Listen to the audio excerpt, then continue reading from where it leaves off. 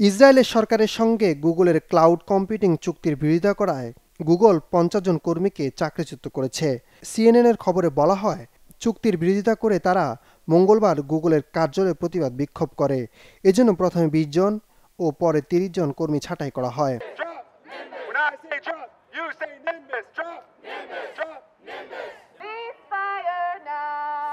গুগলের মুখপাত্র বলেছেন, গত ১৬ এপ্রিল গুগলের কার্যালয়ে প্রতিবাদ সমাবেশের কারণে কার্যক্রম ব্যাহত হয়েছে।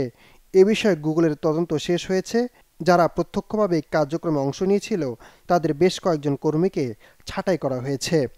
গুগলের মুখপাত্র আরও বলেছেন, যাদের চাকরিচ্যুত করা হয়েছে তারা সবাই ১৬ এপ্রিল গুগল কার্যালয়ের ভেতরে প্রতিবাদ সমাবেশে অংশ নিয়েছিলেন। বিষয়টি সতর্কতার সঙ্গে একাধিকবার নিশ্চিত করা হয়েছে, কিন্তু সেই প্রতিবাদ সমাবেশ আয়োজনকারীদের পক্ষ থেকে বলা হয়েছে, যাদের চাকরিচ্যুত করা হয়েছে তাদের অনেকে এই সমাবেশে অংশ নেয়নি বা কার্যালয়ের কার্যক্রমে ব্যাঘাত ঘটাননি। প্রজেক্ট নিম্বাস নামে গুগল ও অ্যামাজনের সঙ্গে ইসরায়েলের $১২০ কোটি চুক্তি রয়েছে। চুক্তির মাধ্যমে ইসরায়েলি সামরিক বাহিনী ও সরকারের বিভিন্ন দপ্তরকে ক্লাউড পরিষেবা ও কৃত্রিম বুদ্ধিমত্তা বা এআই সহ উন্নত প্রযুক্তি সরবরাহ করে গুগল ও অ্যামাজন।